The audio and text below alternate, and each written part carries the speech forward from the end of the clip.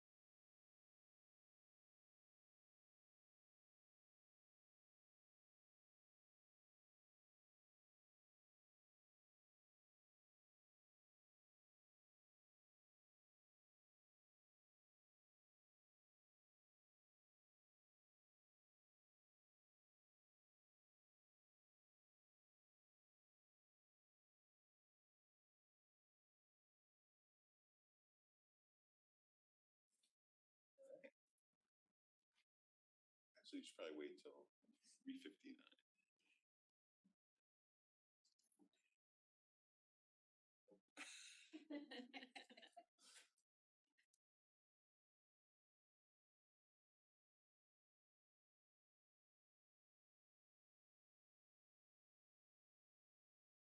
Okay, welcome to the Board of Selectmen meeting. Today's Wednesday, December 4th, 2024. Can we rise for the Pledge of Allegiance? And can Tim O'Neill lead us in the pledge? I pledge allegiance to the flag of the United States of America and to the republic for which it stands, one nation, under God, indivisible, with liberty and justice for all.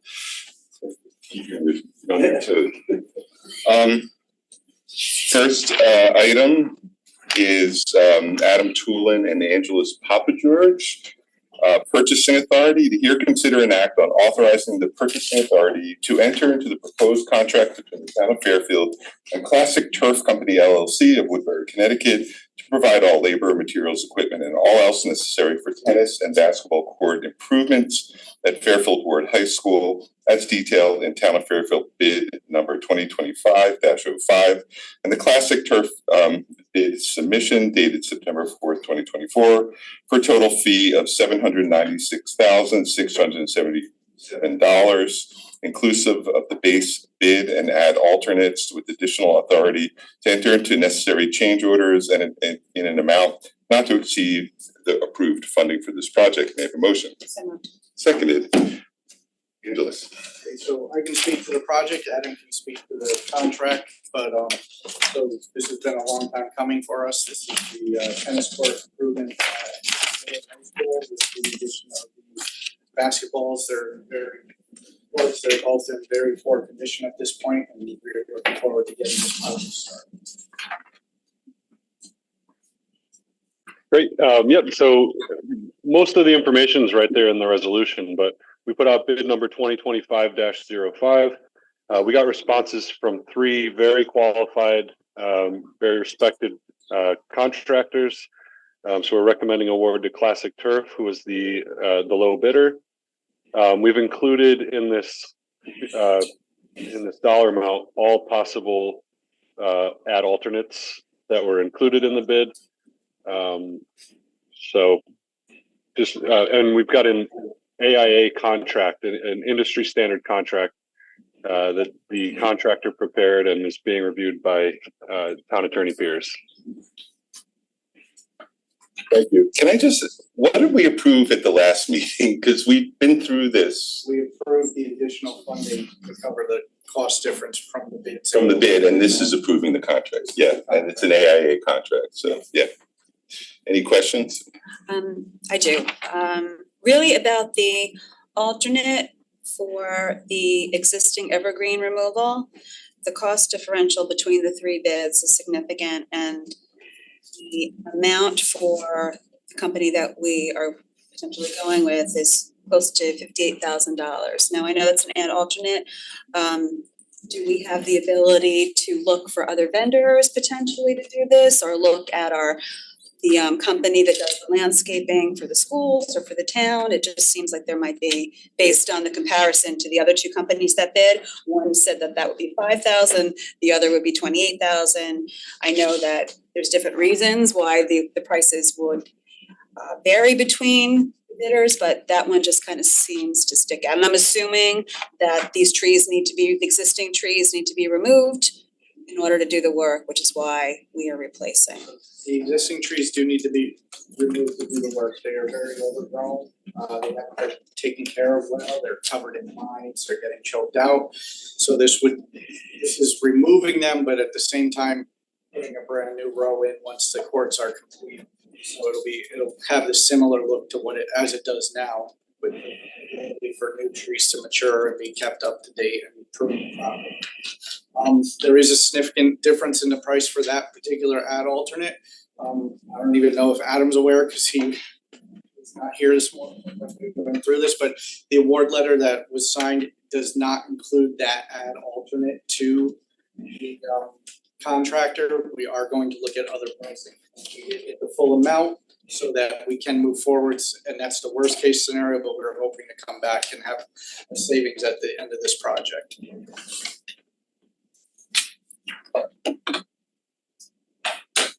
Yes, I mean, we've covered this project multiple times. Yep. Cool. All right. Any comments from the public?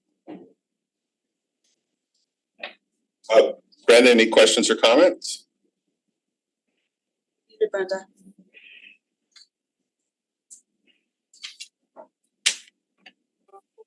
Is this item number 3? Yes, item number 3. Okay, I apologize for coming in. This is about the turf field. Yes.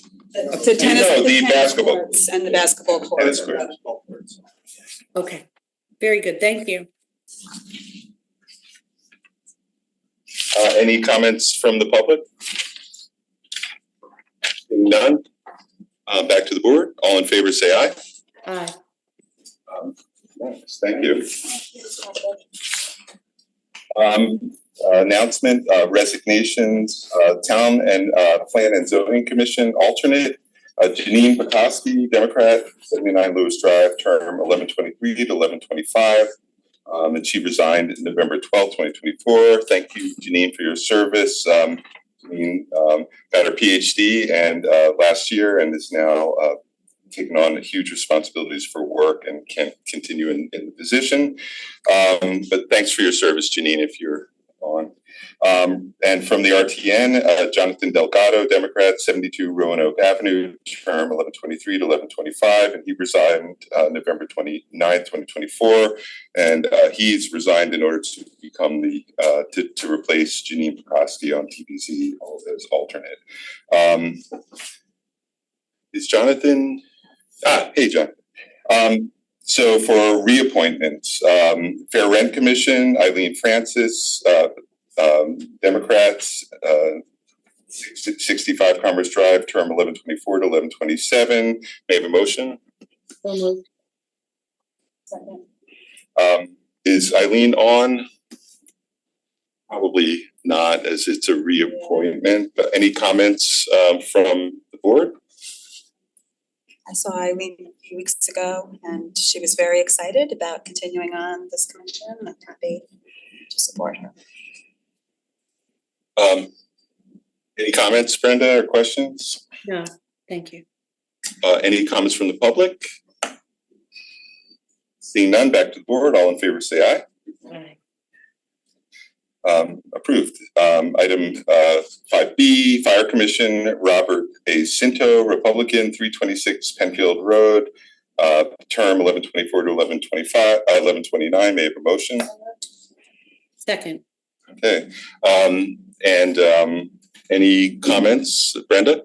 You've got your. No, okay. I just have my hand up. Okay. No, Rob's been a great member of the commission, and I'm happy to see he's being reappointed. Yeah. Any comments?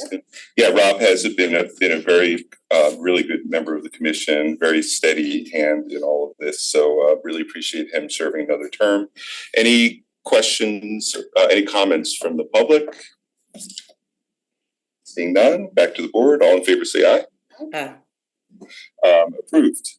5C, Human Services Commission, Mary Ellen Gavin, Republican, 140 Silson Road, term 1124 to 1128. May I have a motion? Second. And I would just like to say I saw Mary Ellen in action at a meeting and clearly knows her stuff. So I'm really happy that Mary Ellen is doing another term. Is she here?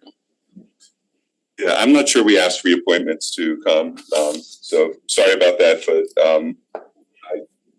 I'm ready to vote on her as well. No comments from the board? Any comments from the public? Seeing none, back to the board. All in favor, say aye. Aye. Approved. Fantastic. Parks and Recreation. 5D, Richard O'Connor, is Dylan O'Connor, Independent, 31 Lola Street, term 1124 to 1129. May I have a motion? Second. I don't think Dylan's here either, but Dylan's been a very good member of the Parks and Rec Commission and very active in all over town on many things. So definitely looking forward to another term with him. Any comments from the board? Definitely passionate about improving our regional opportunities throughout town. So appreciate him willing to serve another term. Absolutely. Ditto. Any comments from the public? Seeing none, back to the board. All in favor, say aye. Aye. Awesome. 5E, Police Commission, Kevin Kiley, Democrat, 237 Steiner Street, 1124 to 1129. May I have a motion? Second. So Kevin's been a fantastic member of the board, currently chairman, and looking forward to seeing him for another term on the board.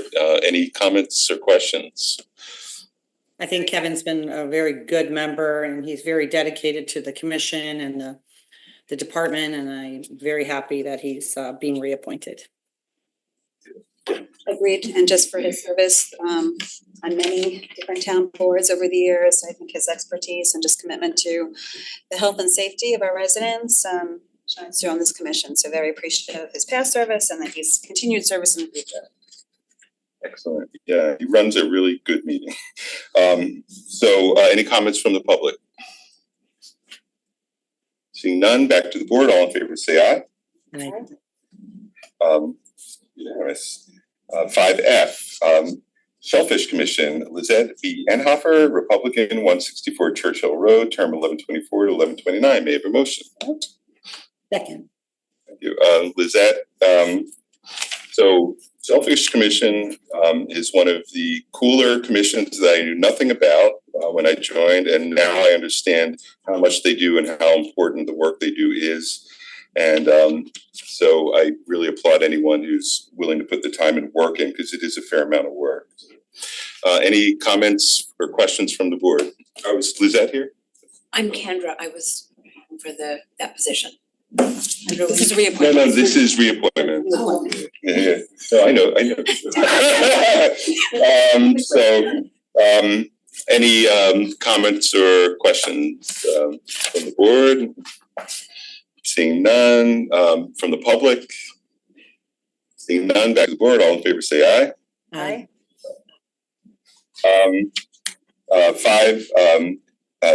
5G, solid waste and recycling. This requires RTM approval. Michael Pasowitz, Republican, 355 Sigmund Drive, term 1124 to 1128. May I have a motion? Second. I have to say, when I saw his resume, I was going to try to recruit him to another board. Michael's not here. Any comments from or questions from the board? Just appreciate this. Seeing none. Comments from the public? Seeing none, back to the board. All in favor, say aye. Aye. Unanimous. Now this one is strange, but we have to do it by law. Tree Warden Jeff Minder has to be reappointed by charter every year by state law. Now that 1 year has gone to 2 years, so this is something that hopefully the Charter Revision Commission will look at. But since we have to do it, we'll do it because Jeff is awesome. So may I have a motion? So moved. Second. Okay, any comments from the board? Question? Just thanking That him. Jeff is awesome. That Jeff is awesome. Yeah, so Jeff is someone that knows more than I will ever know about this stuff. And when we ask him for advice, anything from what to plant in a bioswale to whether a tree should stay up or come down. I mean, you're always, Jeff, you're always, informed and willing to share, impart your knowledge to people, and appreciate that. We were just talking about taking down trees for the tennis courts. Maybe you should go check Yeah. out and give recommendations for make sure that we're putting the proper plants, trees in their replacement there. No other comments. Any comments from the public? Thank you. No, back to the board. All in favor, say aye. Aye. Yeah. No surprise. You got. Have a good night. Thank you, Jeff. Item 6 is appointments. So a bicycle and pedestrian committee. So 6A, Bike and Pedestrian Committee, Alexandra Ressi de Servia, unaffiliated, 630 Shrub Oak Lane, term 1124 to 1128, replacing Timothy Callahan, who did not seek another term. May I have a motion? Oh, first of all, yeah, I'll say this afterwards. I really appreciate Tim Callahan's work over the last several years. May I have a motion? So moved. Second. Is Alexander here? I am here. Ah, you're Alexander. I knew you looked familiar. Would you like to get up and tell us about yourself? Please, that'd be I've seen you at fantastic. Bike Ped meetings. Yes. Yeah. Hi everyone, I'm Alex Ressi. I've been in Fairfield for the last 7 years. I'm a passionate cyclist. I've run free bike tours in Bridgeport called Slow Roll Bridgeport. I'm excited to join the committee. 3 things that come to mind for me when joining this. First thing is community, so more bicycle related events and awareness related to those events and the opportunities to cycle in Fairfield. The other is growth, so ideally adding more and better infrastructure for human powered transportation. And the last is safety. Just having safer streets for both pedestrians and cyclists and all the other, vehicles that we see running around between scooters and e-bikes. So I hope to bring my passion for cycling to the committee and really grateful for this appointment. Well, are there any questions? I would just like to say I thank you for signing up for this, and it's a great commission, great committee, and become very active in the last several months, and you're going to be a great addition.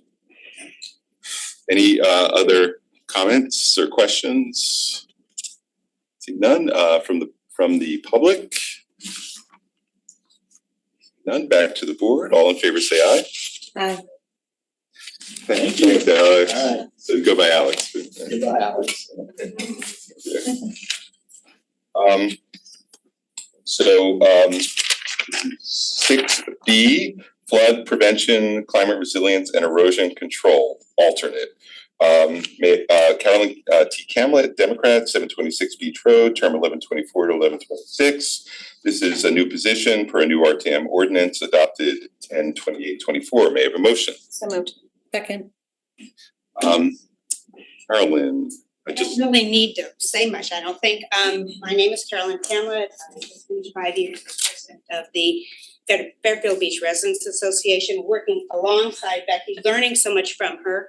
My background is public policy analysis, and while I'm not an engineer, I hope I can bring to it a balancing of priorities and governmental needs in a community. I've worked at all levels of government as a public policy analyst, so hopefully I could do that, especially as an alternate, because I'm not an engineer.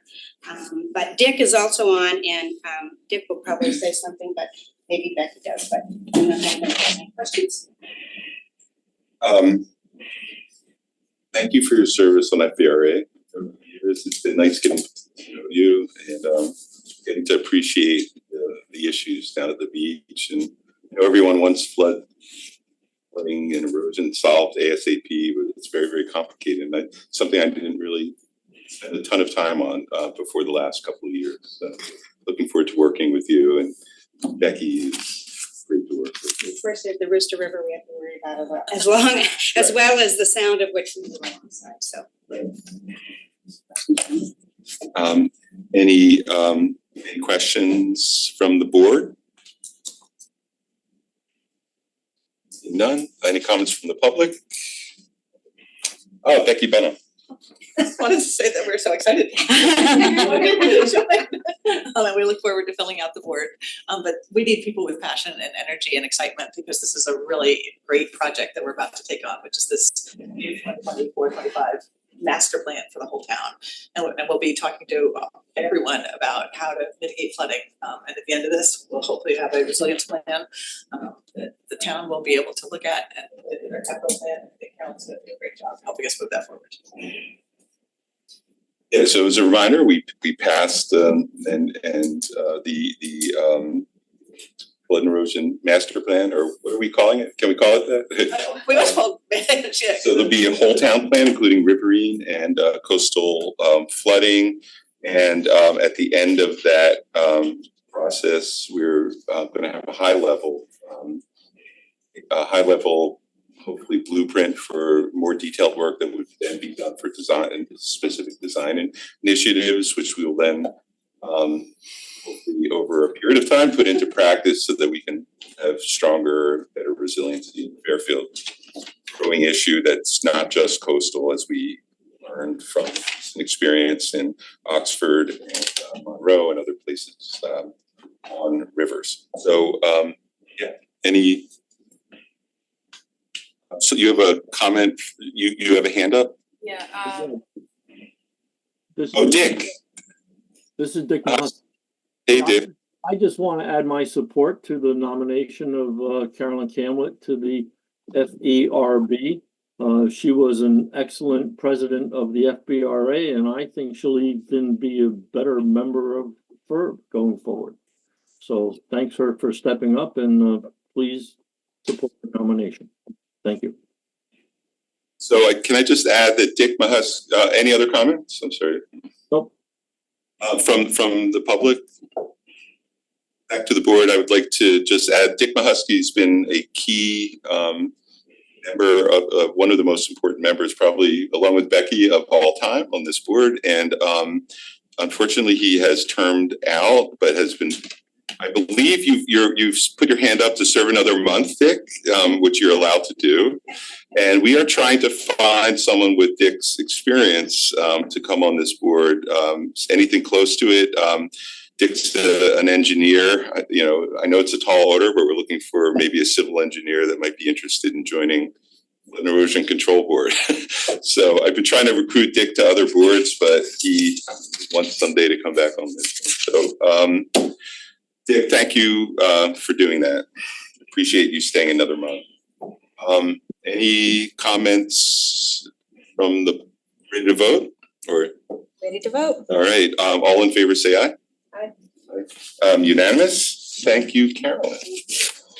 Jim Accomando is here. 6E, Historic District Commission. This also requires RTM approval.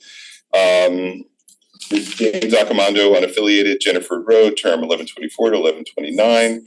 He's moving from alternate to full to replace Adam Kleiber, Republican, whose term expired. And Adam, thank you for your huge dedication to this board over the last years.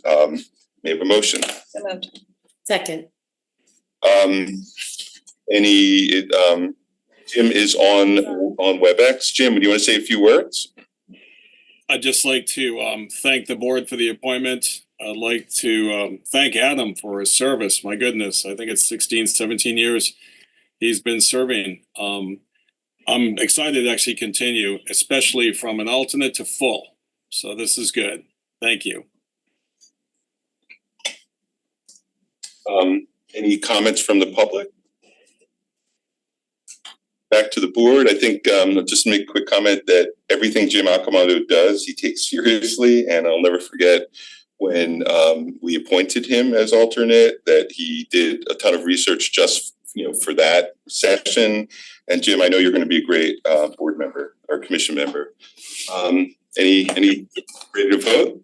Yes, I would also just echo that. Jim has been very involved in many ways in the community, and he always gives it everything he has.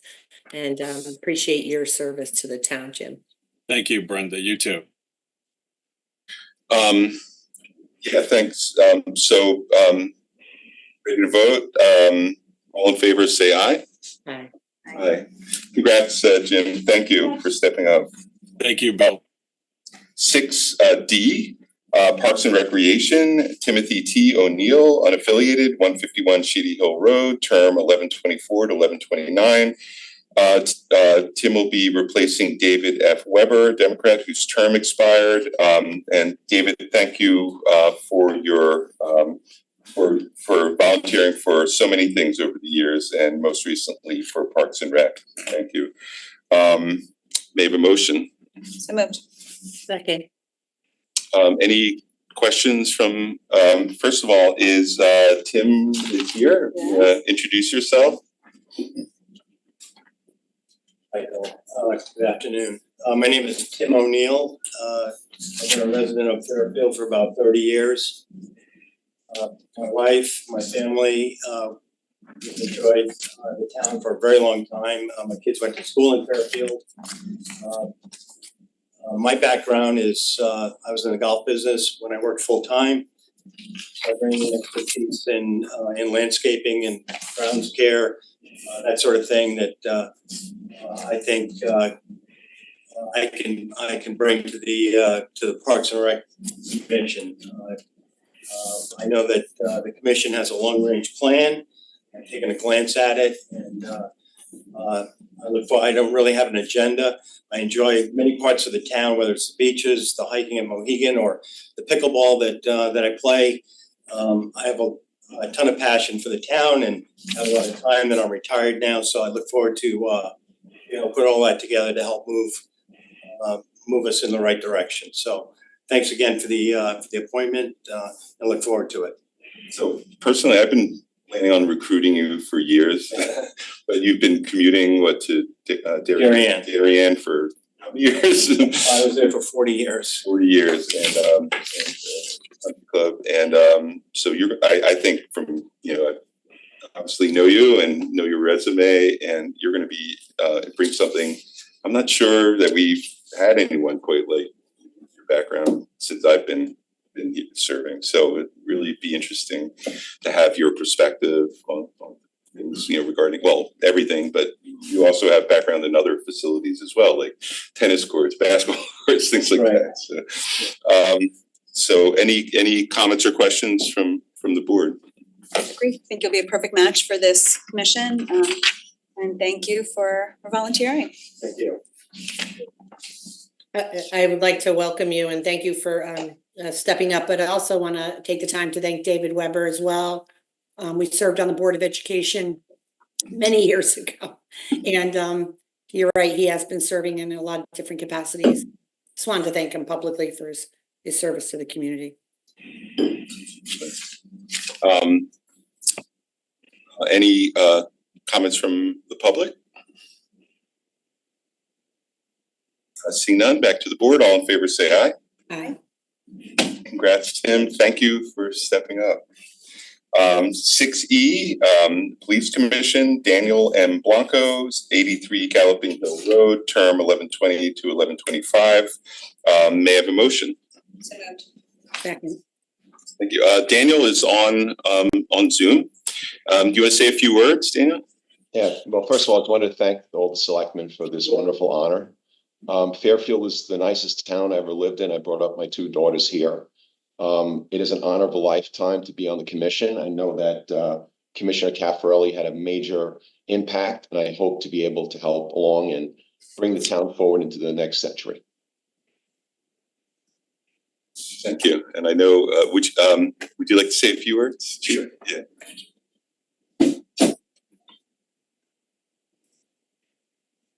So first, I'd like to thank Commissioner Caffarelli for his service. You know, he did 5 years, and he had to leave because of moving out of town. But I'd also like to welcome and congratulate Daniel Blanco for his appointment, and hope that he has a long and fruitful tenure with the commission. And Daniel has been very active with the police foundation. That's correct. Yes, he's So I'd like to also thank Commissioner Caffarelli, and my understanding is he wants to be closer to family and grandchildren. So something we can all identify with. So would you, any questions or comments? I would also like to thank Commissioner Caffarelli for his years of service to the town, and wish him much happiness as he in his next era of life, enjoying time with family and friends, and definitely deserves to have a little more fun and a little bit less work after his years of service to our town.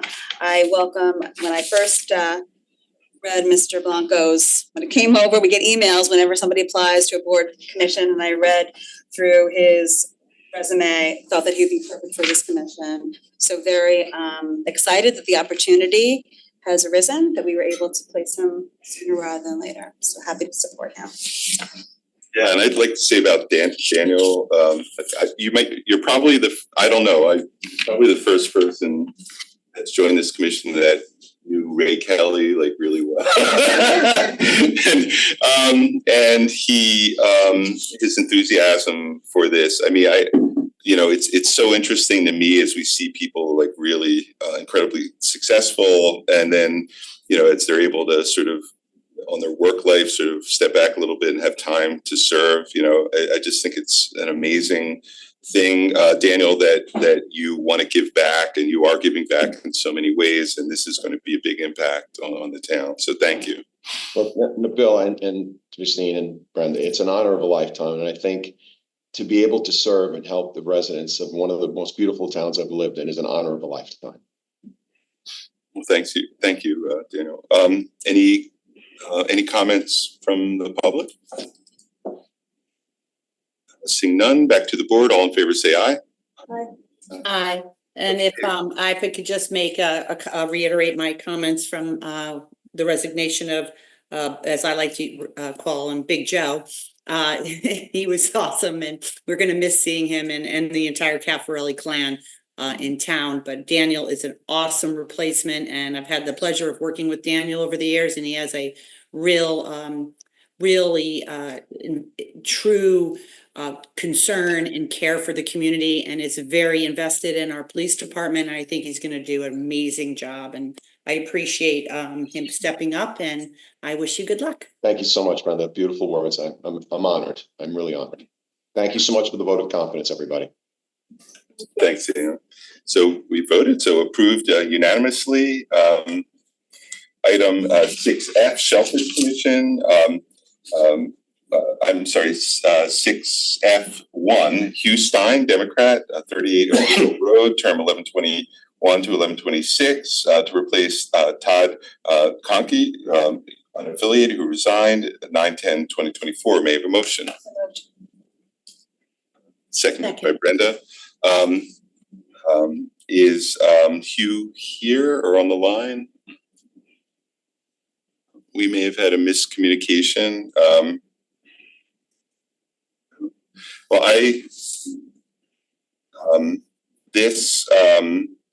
the Shellfish Commission, like I said, is a really active commission. I know we were looking for new members for quite some time, and so I'm thrilled that both Hugh and the next person that we're going to talk about, Kendra,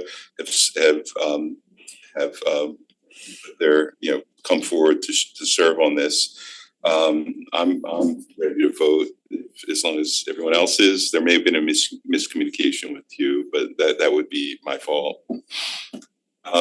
Any comments from the public? None. Any from the board? And any from the board? Thank him for stepping up and look forward to meeting him in a future date. Any comments from the public? Seeing none, back to the board. All in favor, say aye. Aye. Unanimous. So 6F2, Kendra L. Wingate, Republican, 60 Roland Road, 1124 to 1129, to replace Timothy Macklin, unaffiliated, who is not seeking another term. And just would like to say thank you so much to Tim for all you've done on this board, and you've been a great asset and very, very helpful getting some of the initiatives up and running on this board. May I have a motion? So moved. Second. So Kendra, would you like to say a few words? Sure, thank you. Thank you all for having me. I have been a lifelong thalassophile, which is a lover of the ocean. Like many of the others, I've lived in the area, in the beach area for nearly 40 years, raised my 5 children there and have my grandson there, grandmother. I'm passionate about the ocean and about Fairfield, and I think it's vital that we create a clean ocean and all of the things that are within the ocean, lifelong boaters as well. And I see a lot of damage being done on different various points, and I just thought that I would be able to hopefully help and support the wildlife in the ocean, the fisheries, etc. I have a couple bullet points: preserving the habitats, managing the shellfish stock, educating the community is key. As a grandmother, I realize that the future are our children, and I think that the more they understand and appreciate how priceless the ocean and what the ocean is, the better. I think that a lot of times people just don't realize. I'm also a landscape designer for a company here in town, and I always say if it goes on the ground, it goes in the sound, because people are constantly spraying toxins and poisons on the ground, and it just goes right into the sound, which also is not good for the waters. Economic growth, enforcing regulations, and helping to advocate for change in support of the ocean and shellfish and everything that lives within it. And as a longtime member of the press, I have a wonderful network of friends and supporters that I think I can get to throw their hats in and help us with this. So hopefully we can get a lot of engagement and awareness and community excitement about our beautiful beaches and ocean that we are lucky enough to live along. Yeah, I mean, the amount of work that this commission does is not really well understood by the public. It's something I've learned over the last year. The collection of shells, the spat, how the shellfish are grown and then placed back out into the beds. It's an enormous amount of work. And I didn't know that each, clam filters 50 gallons of water a day. This is just hugely important for the sound. So appreciate your stepping up. Any comments or questions? Yeah. Thank you for volunteering, and it's so wonderful for so many of our volunteers that are getting involved, just to hear your passion and what you're bringing just to our boards and commissions. That really appreciative of you taking the time, and I'm excited for the work that you're going to do. And I feel like I need to go to this commission. I have not, full disclosure, I have not been to one of their meetings. I feel like I need to go now. Go to the clam, not clam jam, what do we call it? Oh, yeah. with The kids. clam festival, or is it, it's a little different from clam jam. Well, also the, when they have the, I think you're referring to the, when they have the clam clinic down there. Clam clinic. Yeah, that's awesome. I look forward to reinvigorating that hopefully and growing it. And as I said, it's awareness too. You know, you see the children sitting down there just harmless, you know, picking the horseshoes up by the tailings. Yeah. And also, as I said, the litter and the pollution and, you know, hopefully as a landscape designer, I can work with many of those entities as well and just make everything better for the community as a whole. But I'm super excited. I have lots of great ideas. I'll present to whomever and see if we can get the community excited and we'll work together. My new friend. So I'm looking very forward to it. Thanks so much, Kendra. Any other comments from the board? Yeah, it's nice to see Kendra. We've known each other a very long time and she's always been very super involved in our community. And the Shellfish Commission is a lot of fun, Kendra. You're gonna love it. And the clam clinic is awesome and they do a lot of great work. So enjoy yourself and thank you for stepping up to serve. Thank you so much for having me. I look so forward to it. It's gonna be great. We'll have all kinds of great new stuff. Oysters too. That's amazing. Well, I covered the clam clinic every year too for the newspapers and magazines. All right, any other comments from the public? Back to the board, all in favor say aye. Aye. Hi, Unanimous, thank you, Kendra. Thank you. Nice to see you, Brenda. you too, Kendra. So 6G, solid waste and recycling. This requires RTM approval, and it's GI, I should say. Andrew A. Beal, unaffiliated, 363 Coventry Lane, term 2024 to 2028, to replace Andrew Becker, Republican, whose term expired. Thank you, Andrew, for your years of work on this commission, and may I have a motion? Second. Andrew, would you like to introduce yourself? Sure. Thank you. Thank you.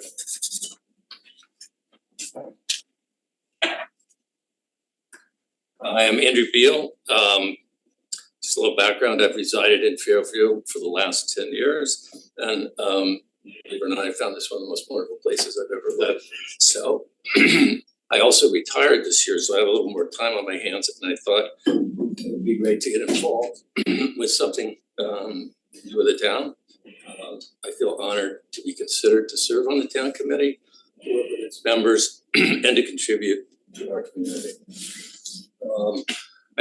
You might not pick solid waste and recycling as your first choice, but I actually found that it held two things for me that were both important.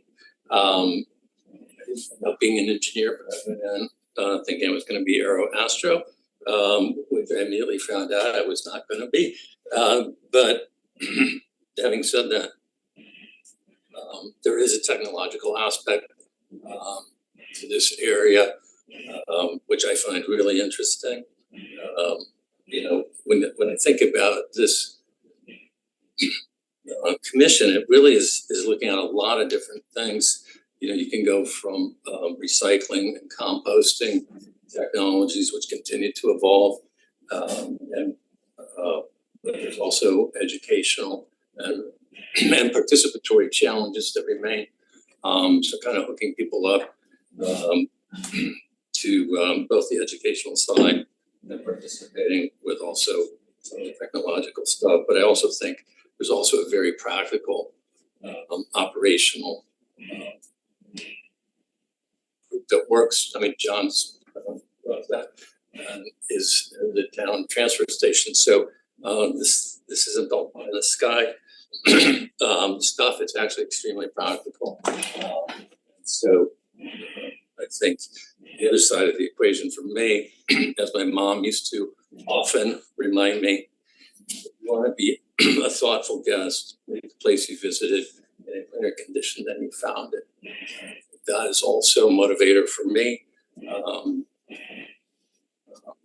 to try and do the best I can to help people in this town.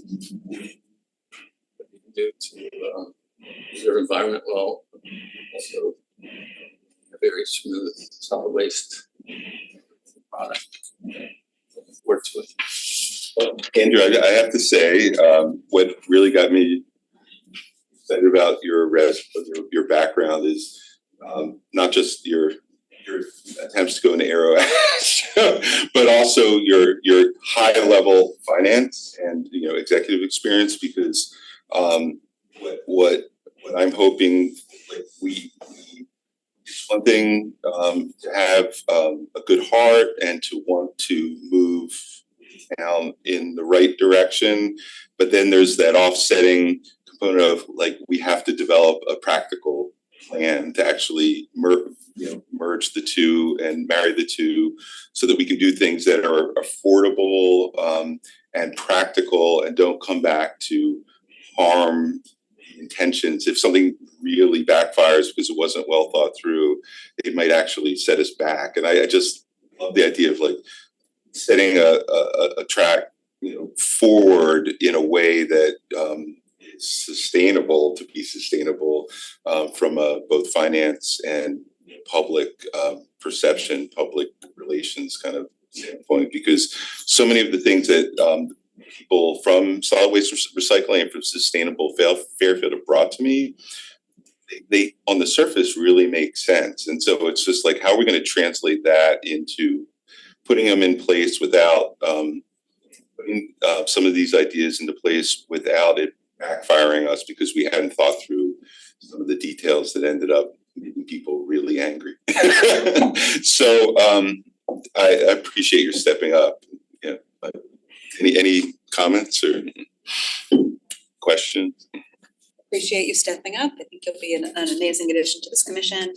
Your background just in terms of looking at not only the affordability, but just the cost savings potentially that could come with some of these initiatives if they're done correctly. So I think you'll be a great addition to the team. Thanks, Andrew. Brenda, any comments? Just thank you for stepping up. It's a very important commission.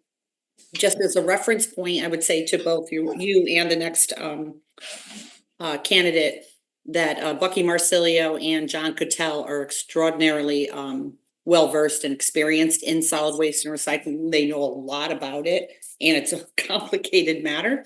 So I would encourage both of you, to reach out to them to ask some questions if you have any, because they're very helpful and knowledgeable in the area. And thank you for stepping up. Any comments from the public? Seeing none, back to the board. All in favor, say aye. Aye. Aye. Unanimous. Thank you, Andrew. Congratulations. Thanks for stepping up. Next, we have item 2, E2. Megan McHale, Democrat, 188 Range Road, term 2024 to 2028. And she's replacing Hugh Dolan, Republican, whose term expired. And I'd just like to take a moment to thank Hugh for all his hard work on many things, but this being, again, his most recent contribution to the town. May I have a motion? Second. Megan.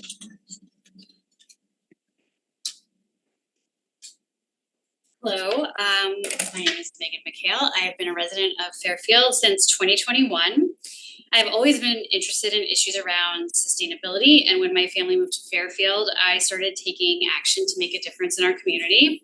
In May of 2022, I became the Fairfield PTA Council's VP of Sustainability, and in that role, I helped to initiate a pumpkin composting project with Becky, a milk carton recycling project, and a food waste composting project, also with Becky.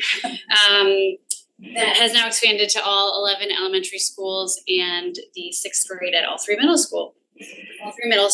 And since we started that program, we've removed over 400,000 pounds of food waste, food scraps from the waste stream. As a member of the Solid Waste and Recycling Commission, I look forward to having the opportunity to make change in the community at large. I hope to improve and expand our town's sustainability efforts, explore waste reduction options, and work with a wonderful team already on board on projects that will benefit both our residents and our planet. I'm excited to contribute to making Fairfield a clean, healthy place for my children to grow. Thank you. And also what you just mentioned about recycling at the schools, that's a great example of a practical start to a food recycling program, because it is so practical. It large centers of activity, but it's limited so that you can have a truck go and pick it up with like in volume and then bring it to food recycling plants. And it's really worked, from what I understand, worked very well. And how about the pumpkin recycling as well? How many tons? It's our third year, we haven't measured yet because we still have some dumpsters out. So if you haven't recycled your pumpkins yet, you can. Recycle your pumpkins. The first year we collected 6 tons, and the second year last year we collected 18 tons. 18 tons of pumpkins, that's a lot of compost. Out of the landfill, yeah. Yeah. So the green team is awesome. No, and you got to know Megan when I was chairing the Board of Education and came with these ideas and connected her. I wish Mr. Papa George was still here, and just in terms of taking in a great idea, and it seemed like, oh, there's no way that we could get it to all of the elementary schools, and fought a little bit of pushback, not really sure how easy it was going to be to operationalize it, but through many meetings and all parties being open to the conversation, here we are. So I thank you for your advocacy, and you'll be a great addition to this commission. Looking forward to what comes next. It's hopefully a way to solve waste recycling for all of Fairfield. We've got to figure that out. It's not easy though. And I've said it before, just teaching our children very often, that's how we're going to change future behavior, and very often, kids change their parents' behavior sometimes. Yeah. Any questions or comments, Brenda? No, just thank you for stepping up to serve, and I wish you good luck. Any comments from the public? Oh, Becky Bunnell. I just want to say that she's going to be such a great addition to the team. John, you're going to really enjoy working with her. She's a real people person. She really cares tremendously about the school and what she's done within the schools in her 1.5 years at PTI sustainability president, VP of sustainability. It's amazing. She really had every single part of the food chain going, food rescue, compost going here. I mean, and a lot of it was just being reused, and she really has knowledge and capabilities to be able to do this job. So I think she'll do a great job. Yeah, the food rescue is incredible. Yeah. Really, it is. Yeah. Okay, back to the board. All in favor, say aye. Aye. Thank you, Megan. So item H, Town Plan and Zoning Commission, alternate. Jonathan Delgado, Democrat, 72 Roanoke Avenue, term 1123 to 1125, to replace Janine Pekoski, Democrat who resigned. And again, thanks Janine for her service.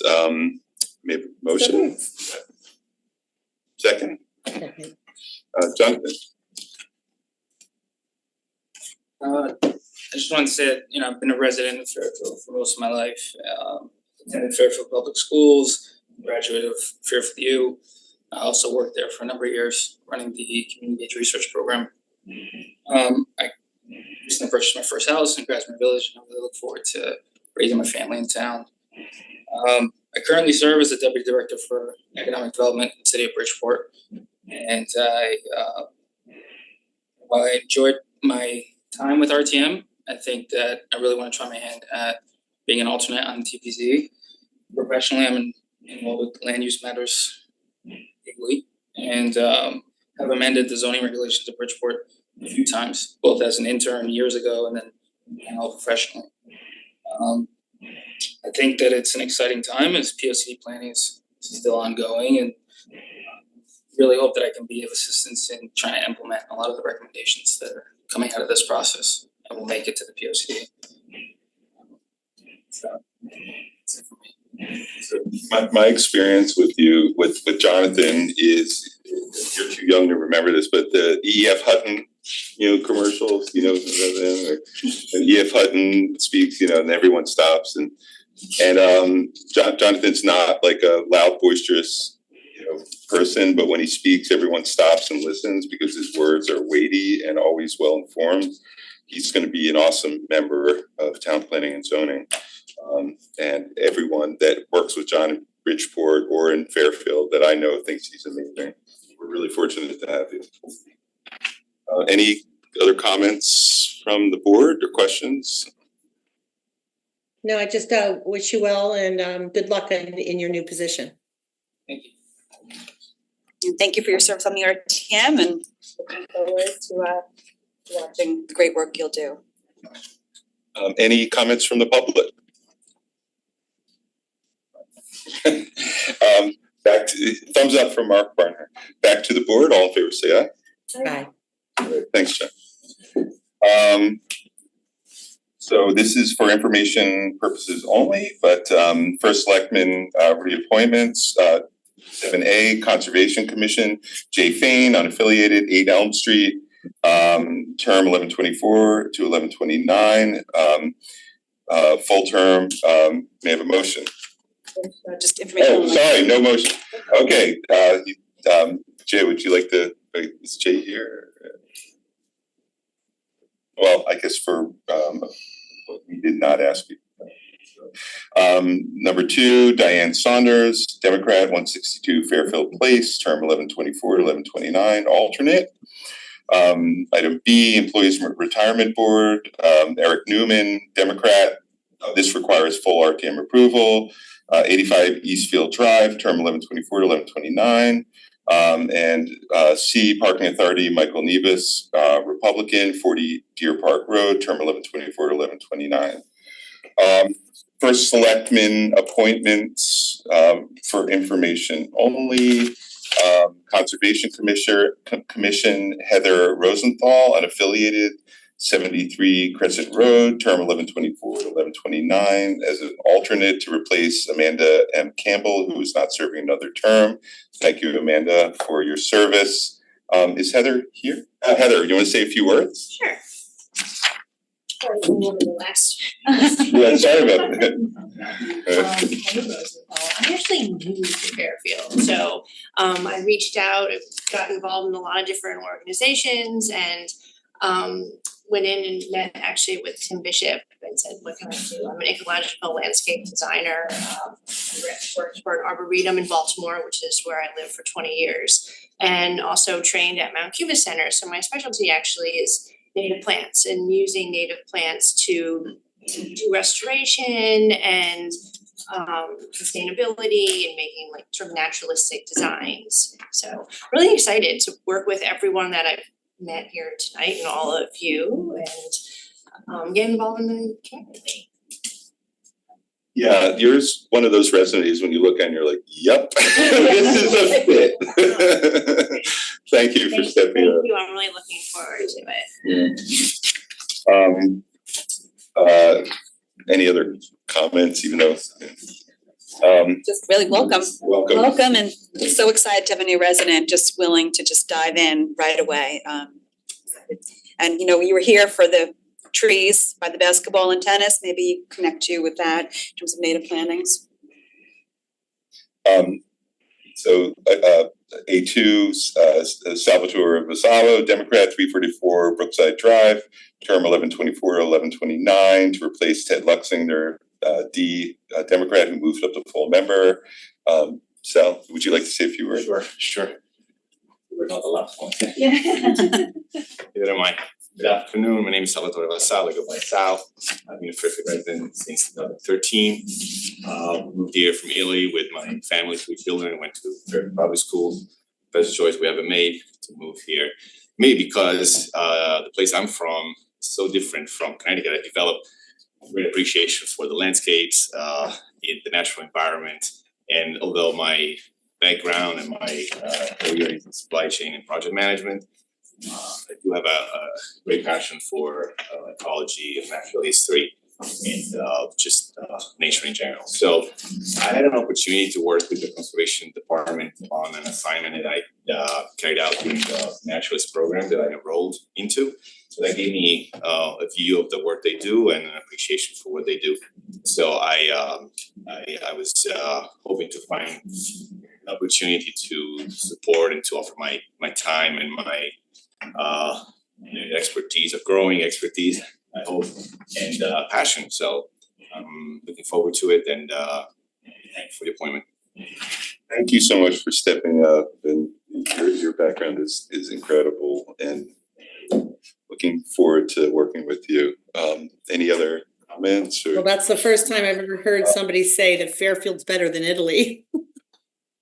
I'm not too sure I agree. As a fellow paisan. That's a heck of a nice thing to say. Especially our diet. I said in many ways.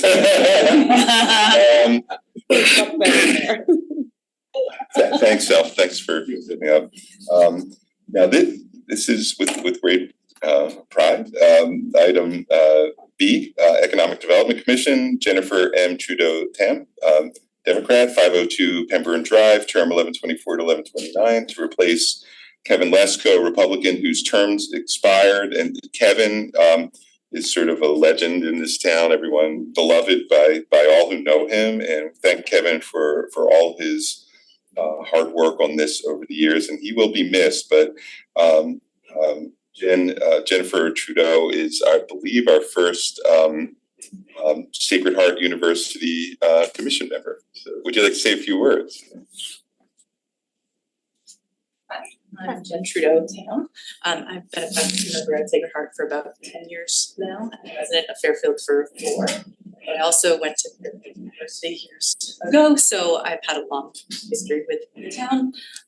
So I have the opportunity to get involved in that teach economics. So this is really an exciting opportunity to be able to, rather than make policy recommendations in research, which is behavioral health, environmental side, to actually sturdy.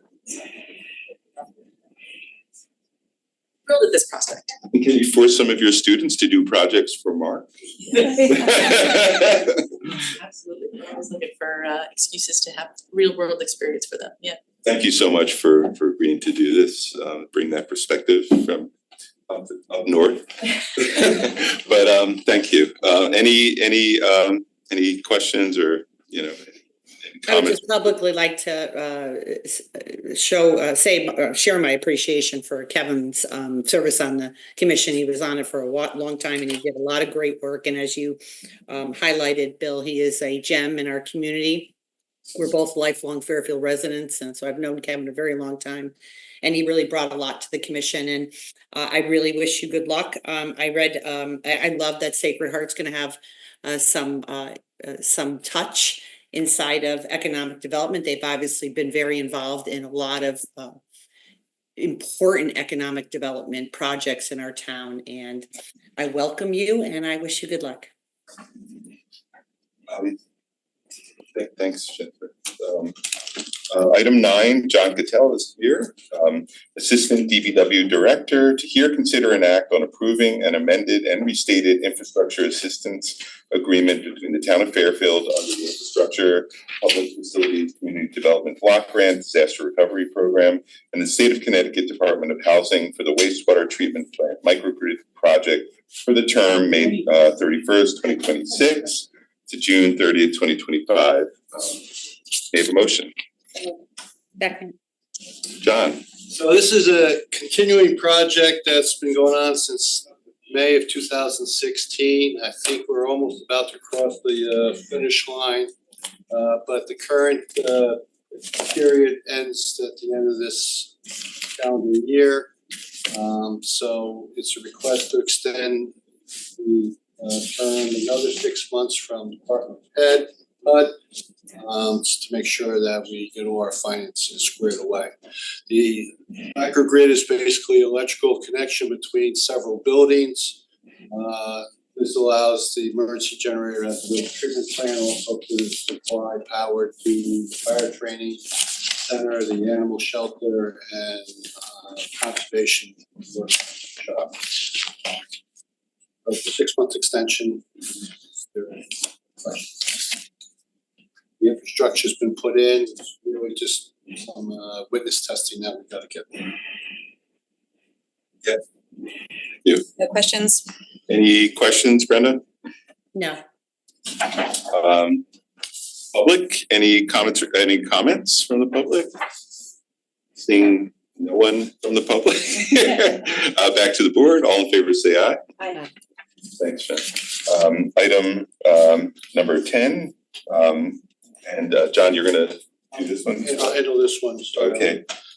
Purchasing authority to hear, consider, and act on authorizing the purchasing authority to enter into the proposed rental agreement between the town of Fairfield and Rock Equipment Rentals LLC of Clinton. Clinton, Iowa, to provide rental equipment as needed for townwide catch basin cleaning. May I have a motion? Okay. John. So this is an agreement, we previously had gone out for a bid for services for a company to come in and actually do the cleaning with their own equipment and their driver. We found this to be very expensive and not as efficient as if we could at least rent that truck ourselves. The fact that there's a rental agreement, I believe needs to come through the board here. It's cost savings for us to actually operating with our personnel, which was to find people to support the outside vendor that we would have to do for. Over 7,000 catch basins, a lot of people, we get a lot of requests to get them clean from their houses. And this will help us get through and more efficiently cheaper.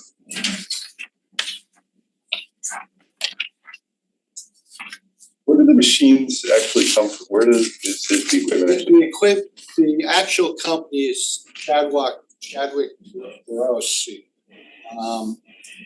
They're all in the North New England area that they operate out of. Right. And we actually were trying to get one from a different company, to rent one, and when we got almost got together, the town that was renting it before us ended up liking it and said they bought it, so we lost out on that opportunity, so now we went with, this was their second choice to go to. It's a good company, they supply a lot of equipment for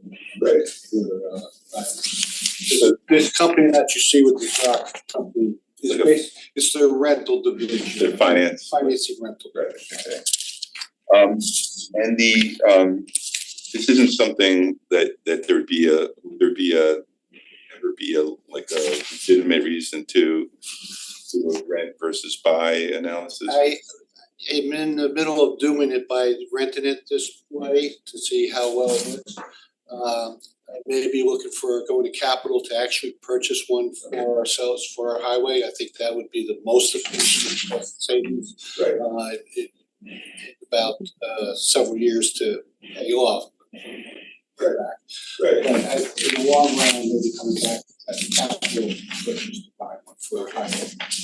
And the what's your the schedule for catch basins? How often do you try to get each one clean? Or does it depend on where they are? Well, it's recommended to try and get once a year.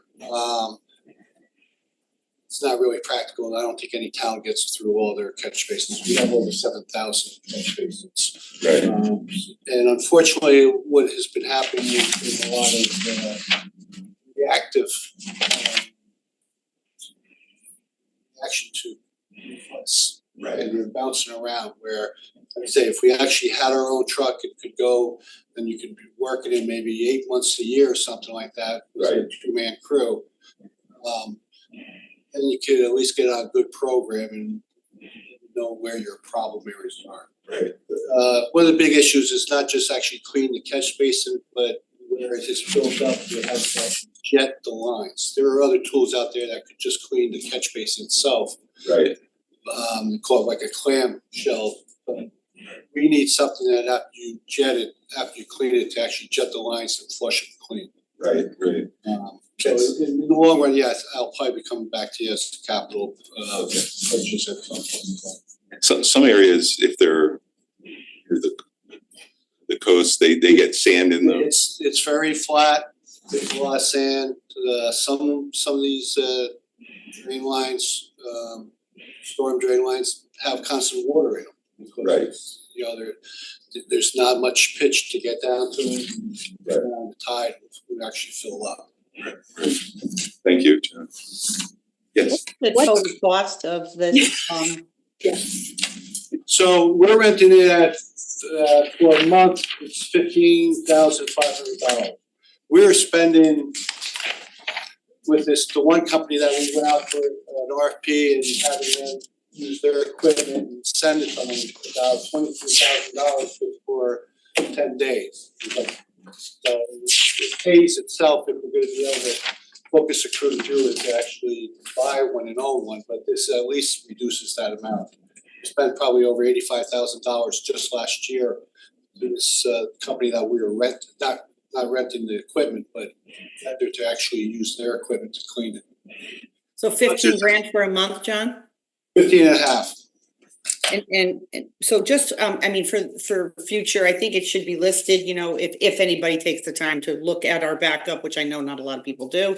But, you know, just maybe even on the, you know, on the agenda, you know, what certain things are gonna, how much they're gonna be, just for the public's edification and for ours as well. Yeah, and I agree that, Yeah, I mean, that should be on the item. But how many months are you looking at? Well, right now, we were looking to do a purchase order for the 1 month to, you know, to get started. It'd probably be, now that we're getting into the winter time, we'll probably be waiting until maybe weather breaks, depending on what type of winter we have. Oh, okay. So you're gonna send it back and then probably rent it again after the winter? It depends on when we actually start it, but we're looking to start for 1 month. Okay. To get the program going. Yeah, sorry about that. I actually missed that, and so yeah, definitely wanna have the dollars on next time. Yeah, agree, just in terms of any equipment that we think we might be renting, just a schedule of costs. Would you, when you talk about purchasing, would you ever consider, I just say in the contract that you could potentially purchase the lease equipment? Would that be something that you would consider? I would entertain that also, depending on what, you know, what the cost is and how it works out. For how long you might think that you might need it? These are very complicated piece of machinery, but they're excellent in the options that it affords you.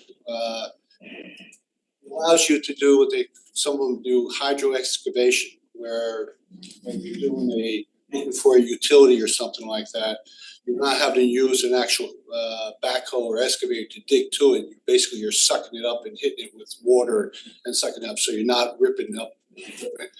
Most of your major projects in big cities like Boston, they require when they do excavations to do that type of excavation with it. We have, we're doing test pits out on Lawrence Street that we're having to have a vendor come out and do that because they have such a piece of equipment. And this way, you only make a small hole, maybe, you know, 1.5 by 1.5 and you're going down and you're sucking the materials out instead of trying to open up a big hole with an excavator or a backhoe to look for your utilities to find out where they are. So it's a very versatile piece of equipment. It can go from $500,000 to $700,000, depending on what you have on it. And that's pretty much it. So like I say, if it's something that we rent, as like this other town did with this other company, Sanitary Equipment, in line to get that up there, they were done with it, and they ended up liking it and purchasing it as a demo. So if it affords something to that aspect for us, I'd definitely entertain that. Do you know how often when we have like flooding events that we could pinpoint where a cleaner catch basin may have helped prevent? I mean, there is the opportunity cost of, you know, I would imagine, I think I've heard anecdotally that sometimes catch basins get clogged and it exacerbates a flooding event. Is that a fair statement or? Yeah, and you know, if people are listening out there, if there's anyone still listening, you know, this time of year where you have the leaves, we've been going around picking them up. If someone has, you know, leaves that are blowing onto their catch basin in front of their house, you know, it's appreciative to knock them out of there because that's what clogs up a lot of times your catch basins. So it helps everybody. But yes, there are locations that some that are maybe a little more often that might clog up than others. Especially like I say, the lower area down here where it's very flat, you don't have a lot of pitch on the pipes, and you have the tidal in and out filling it up. It's pretty sometimes bringing sediment into the pipes also. I've been looking forward to that analysis. Yeah, I can't. All right, cool. Thank you. Any other comments from the public? Back to the board. All in favor, say aye. Aye. Thank you very much. Thank you. Adam Tula and Dave Kelly. Oh, Dave's on. Hey, see you later, Andrew. Item 11, purchasing authority to hear, consider, and act on authorizing the purchasing authority to enter into the proposed telecommunications services agreement between the town of Fairfield and Go NetSpeed to provide internet service to the town facility at 880 South Benson Road. May I have a motion? So moved. Seconded. I'll Dave. Sure. Okay, so 880 South Benson is the Jennings Beach Concessions Comfort Building. I was before you, well, just about 1 year ago this time to bring a network connection to the new Jennings Beach security gate. And this is to now do the building.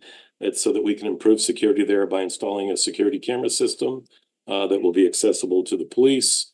And we will be modernizing the telephone line that's in that building. And it also gives us the opportunity to improve the AED callback function there. We have an AED unit on the back of the building, but when somebody opens it to use it, it calls Long Island Sound. It doesn't call Fairfield. So this is a 5-year agreement for approximately $119 per month, and it's kind of the most cost-effective way to make this connection.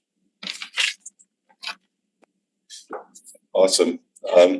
And we had some significant goings on down there that led to some accidents on the road, and you know, young people partying and then peeling out and driving onto people's properties, and so appreciative of this and you know help prevent some of those things from happening, hopefully. Any comments or questions from the board? Agreed, this is a security issue and sounds like a health and safety issue of just getting this line run, concession sent down. Service. This is probably not associated with this, and I'm not sure, Dave, but I had a chance to actually go to the beach a little this summer, and the gate didn't open when you're trying to leave. And the cars were backed up and people had to like back up and go through the entrance one, and I don't know what's wrong with it. Yeah, the gate actually doesn't really have any connection, so I'm not sure. Okay, then there's some other person who probably should take a look at that for next year. Yeah. Yeah, I don't know if that was fixed. I haven't heard any incidents of that, you know, recently. So hopefully that was fixed. I wonder if it was just like how the sensor was pointed or something. But yeah, that's a different topic. Yeah, I'm sorry, I'm not a gate expert. It's the one thing you're not an expert at. Any comments from the public? Don't believe there is any public left. So so back to the board. All in favor, say aye. Aye. Aye. Thank you, Dave. Item 12. I don't know if Kathleen Simpson is on her. Yeah. She's right there. Hey, there you are. Here we are. Item 12, to hear an update on transition report and related items. May I have a motion? Just hearing. We're just hearing a report. I don't need to hear a motion. Thank you. Can you? Yes, thank you. This report is a transition report. It basically covers a few transitions. Basically having new HR staff coming in, focusing on basically working on outsourcing projects like the Milliman projects to go for the pension, and things that we found that appear to be irregular. And there's also some information here about some extra contractual benefits that some employees were getting that we discovered as well. And part of that was Paycom we'll get into that more. Paycom revealed because we were going to have to clean up data, and then discovering because we're going to punch in, hourly and attendance, revealed some of the discrepancies with some of the pay. And some of this also was contract negotiations as well, finding out things that, doing research, finding out some things that seemed just unusual, then digging in deeper. So I'm gonna let Megan take over the bulk of it because she did the bulk of the work. And Megan Grant, benefits manager. Thank you. Part of the backup was the list of things that I'll talk about, sort of on a high level. The first one on the list is the income related adjustment amount, otherwise known as IRMA.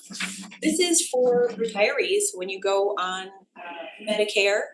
If your income is over a certain threshold set by the IRS, they charge you a little bit more for your Medicare, and that's the income related Medicare adjustment. And the amount of that depends on how much you make in your retirement earnings. That determines what the IRMA is. It's not a town of Fairfield thing, it's a government thing, federal government thing. So when I took over as benefits manager, I saw that we were providing people a repayment for their IRMA on their Medicare Part D prescription drug coverage, and I didn't really understand it. So I paused it until I figured out what was going on. And it looked like what the intention was from the town in 2015 was when the town moved from a commercial drug plan to what's called an EGWIP, Medicare D drug plan. They offered to pay that as a transition for the people who were already in the commercial drug plan who were on Medicare, to ease them into the Medicare D EGWIP plan. So we reviewed those participants, ran it through the legal counsel, and it was determined this is an extra contractual benefit that the town was not obligated to provide. So we stopped providing that benefit in July of this year. And the value of the previous payments was $35,234, and it affected 11 people. The next is the Medicare late enrollment penalty. The union contracts that are in place and have been in place for some time indicate that when a retiree becomes Medicare eligible, they must enroll in Medicare and transition to a Medicare carve-out plan. There were participants who were eligible for Medicare, retirees who were eligible for Medicare who didn't enroll. It was determined that they must enroll because they are eligible, but they enrolled late. And when you enroll in Medicare late, past your initial eligibility period, you're applied a penalty by the government, the federal government, for the rest of your life on your Medicare premium. So there were 5 participants where the town was repaying them this penalty amount. And it was unclear why this was a repayment. So we again ran it through our investigation, ran it through legal counsel, and it was determined it's an extra contractual benefit for which those 5 participants were not eligible. And the historical repayment amounts for that was $48,312. Next item on our list is insurance stipends. This appears to be another transition benefit that the town believed would help ease the transition from participants on a health net HMO plan that was being eliminated and moving them over to an Anthem plan. So the town offered to provide them with various stipend amounts for that transition period, and then it appears the transition period just was never ceased. So again, we did our our investigation found the 16 people who were getting this payment, ran it through legal counsel, and it was determined it was an extra contractual benefit for which they were not eligible. And the total sum of those historical payments was $36,200. Another development was in one participant. When employees retire, they're eligible to stay in the plan that they had as an active employee. Active employees in the THEA collective bargaining unit are in a high deductible health plan. When this retiree retired, they moved the participant from the high deductible health plan with a $2,000 deductible to the PPO plan, which has no deductible. The participant wasn't eligible for that PPO plan.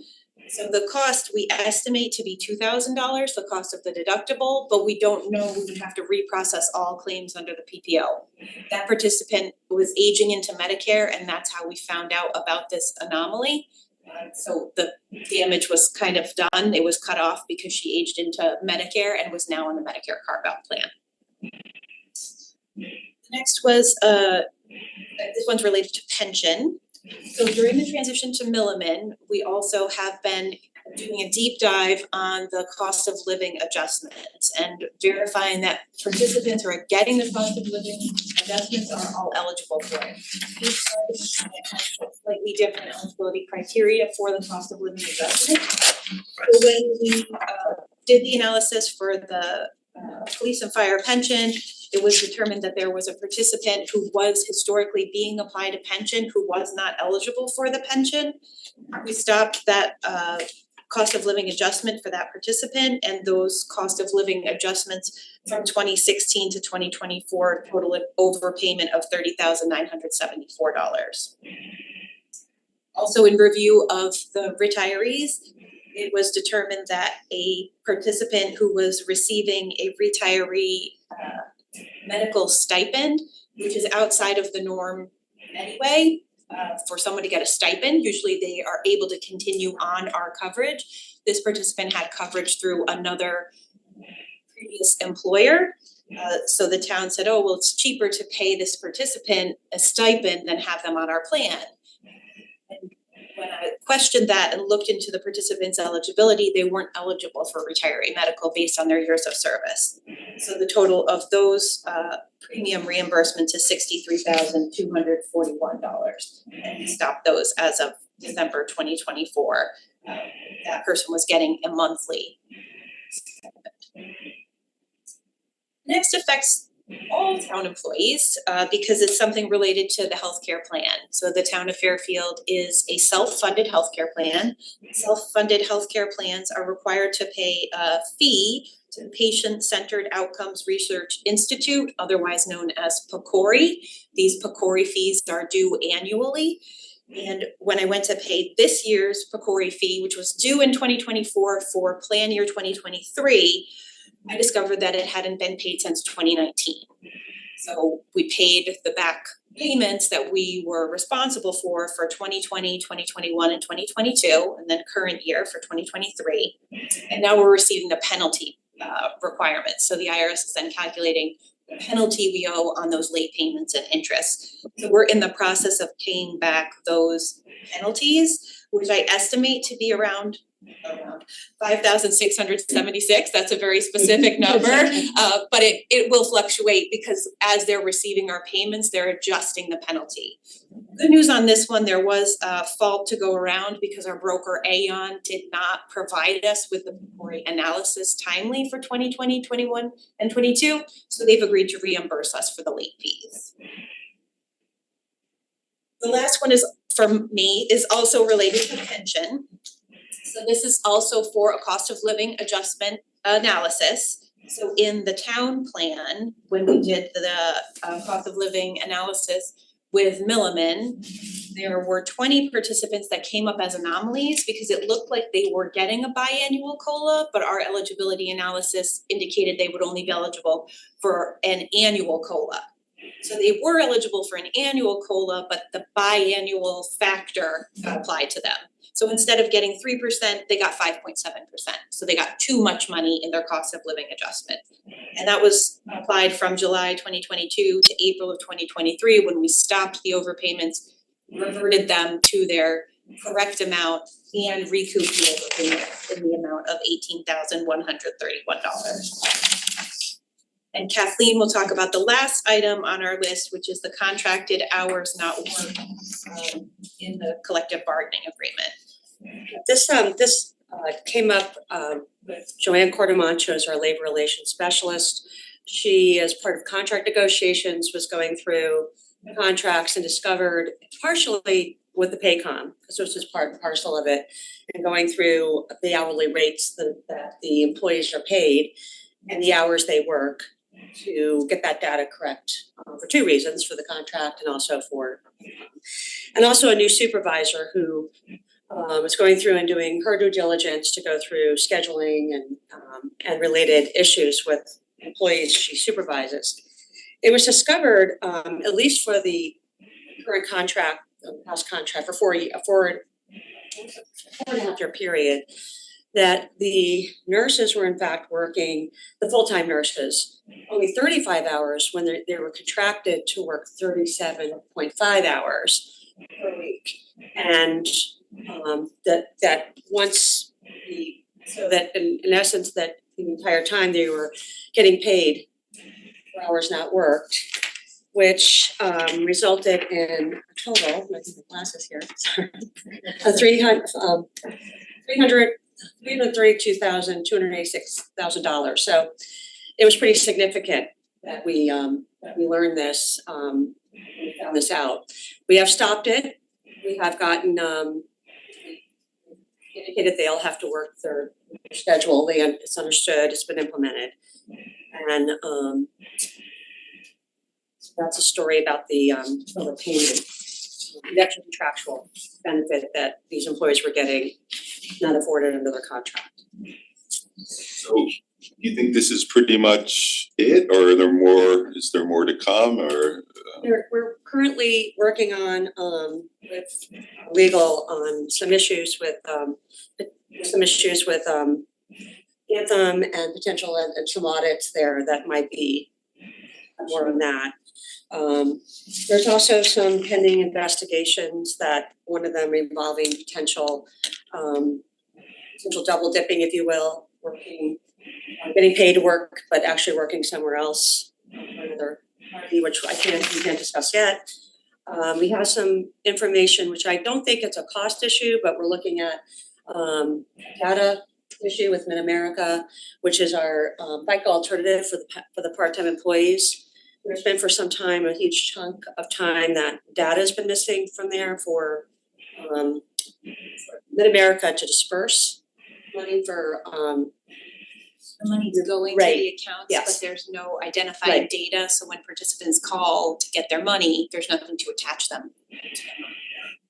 And so that, and as we go on, we do think we're going to find more things, because part of the process with Milliman, we're down with the town, but then we are going to go through the fire and police process, which Yes, so the town pension is, the analysis has been really good. I feel really good about the town pension, handing that off to Milliman. We haven't started the implementation of the police and fire transition to Milliman. I don't think we're gonna find as many anomalies as we found with the town, like the 5.7% COLAs and those kind of things. And with our COLA analysis on police and fire with Milliman, we found the errors that I reviewed for the pension COLA. So we're winnowing it down. I think the big reveals, I think, are past us, but I think the longer we're in our seats and the longer we're questioning things and figuring out what's required, that we can find these things, and we want to bring them to you and bring them to light so we can fix them and not have ongoing errors. And we also know that what's going to happen too, because of the Paycom transition, because we're cleaning up a lot of data. So as a result of that, sometimes you can find anomalies, and also we get the time and attendance. The good news about that in coming in, super good news, is that things like not working or the hours you're supposed to, or will be corrected. So because it will take more, the supervisor will have to verify it. It will be on the system. It'll be hard to get around that. So that's a good FaceTime's gotten good reveals as a result of that, for us to kind of self-audit. Let me just say, first of all, I don't know if you knew you were gonna be making a forensic audit. I did not. But it is very, very clear to me that you're really, like, you've done an amazing job. And that, and Kathleen, that like professionalizing HR means like a lot of this stuff appears to have happened just because there were like no real processes around some of these things. So someone maybe did a one-off and somehow it wasn't, in some cases, maybe not really signed off on by anyone who should have signed off, or put in a drawer and not in a system so that you know when to cut something off, or it just is kind of amazing to me that $572,000 and counting, that some of these processes seem to have been broken or absent. Yeah, so thank you for all the hard work that you're doing to turn this really into a professionally run HR department. So our first paycheck with Paycom is going out tomorrow, and so far it looks pretty good. And so that seems to be moving along, and some of these ancillary benefits of of people actually being able to see a more transparent way their own pay stubs, and calling in and saying, what is this? And that they were kind of hidden to them in the past. So I think employees are probably going to really like this as well. So, but we're going to find out some of where some of the things are buried, and they could go either way. It could be that we are underpaying someone or overpaying someone. So we're just going to get it right. And thank you for all your hard work. Thank you, and thank you. I wanted to also say, when I started here, Selectwoman Chuck was in charge, and I was very lucky to be able to build a team to be able to do that. So it really started with that, because I was lucky to walk into a position where I could really find people that are professional and experienced, and it makes a big difference. And I'm not, just have that ability to do that and come in and have a united front. They would want to clean things up and support to do the right thing from Yes, both yes, administrations. exactly. So it's been a tough couple of years for you guys, but I think it seems like the light is, see the light at the end of the tunnel. Yeah, we're getting there. We're getting there. It is, but we've come a long way. Yeah. And we'll continue to do that, and we'll try to be quicker to, I think we're getting better at finding things faster. Does that make sense? Maybe. I don't know. I feel like we're getting better at knowing where to look and where to go to get the answers. It's getting easier. Bill, can I ask a question? Sure, go ahead. So, obviously, these are things that we were looking at for a while, but I'm a little confused. I understand some of the COLA issues and things like that, how that might have gotten mistaken, but I'm not clear on how the nurses weren't aware of how many hours they were supposed to work, because that contract, they took quite a long time. And I know that, Kathleen, you met with them a lot. I don't understand how they didn't know they were supposed to work.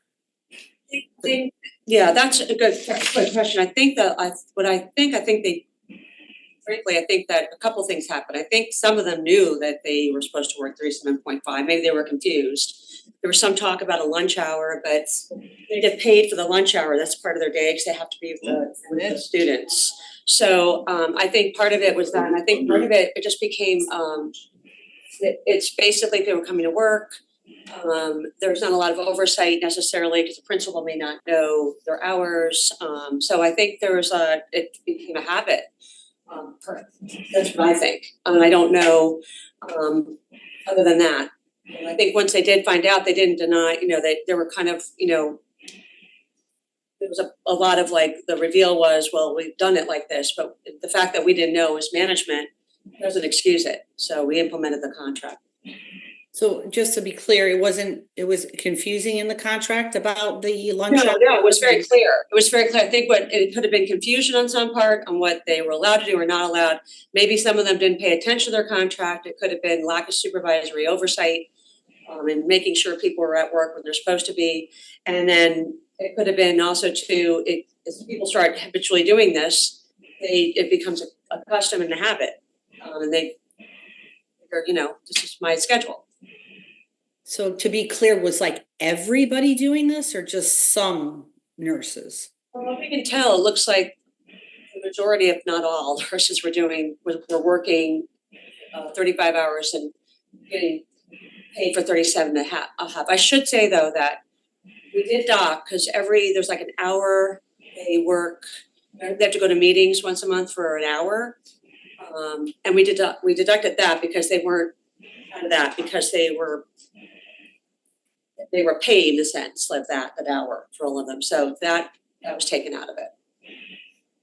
So the 332 is the 332,286 is what the town gave over what was in the contract?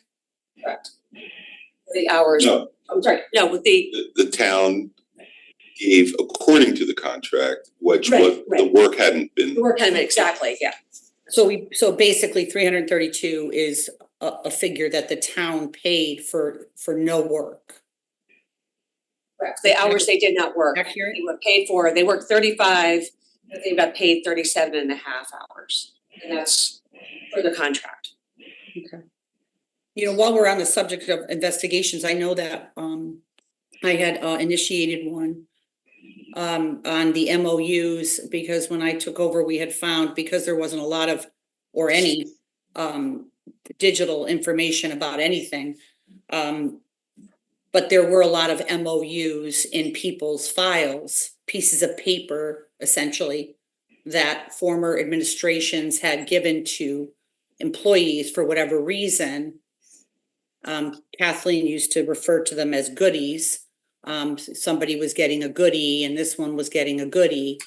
And I had asked, after this had come up quite a few times, that could they do a deep dive into these side agreements, these MOUs that were given to people, so we could have a better understanding of this, because obviously this was all being done outside of the process. No boards and commissions, nobody knew about it. It was just happening. And it was quite expensive, based on what I was shown by the HR director. So I had asked for an investigation into this whole thing, and it was supposed to be ready in November of last year. Where do we have that report where the board can be shared that report that you were working on? And I think Joanne and you were working on? I think this is the same thing. There was a lot of these agreements that were not clear.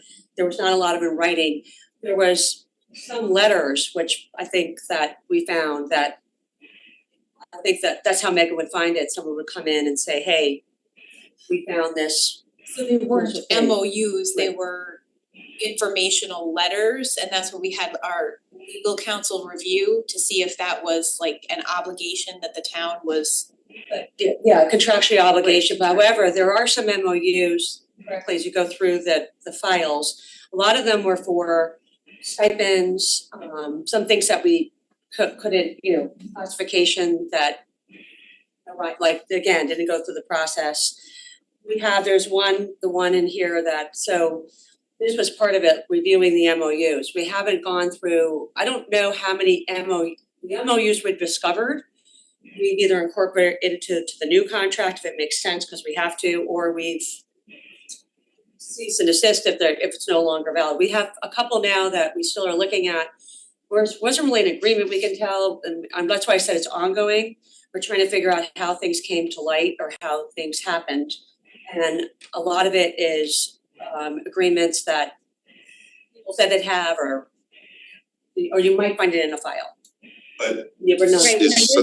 Well, I'm sorry, Bill, I remember you came up a few times and said like, someone had, and I'm not gonna say names, but you said, someone had a bump in their pension. That was a handwritten thing by a prior administration. There is something there, you're right, I have to go back, cause I think we had something for many years ago, it was a handwritten note, you're absolutely right. And I can't, that is not part of this report.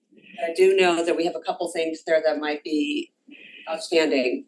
Well, I know the report, you did say it was done in October and that we're gonna have it. I mean, I think it's important for all of us, even if we have to do it in executive session, to see, what kind of things were going on, these side agreements, these. Well, I don't have a lot of side agreements, so I'm not sure what that's referring to. I don't have a pile of them that. Well, the report you were telling me in October of 23, there was a report that you and Joanne had worked on that you were gonna supply to myself and we were gonna unveil to the community.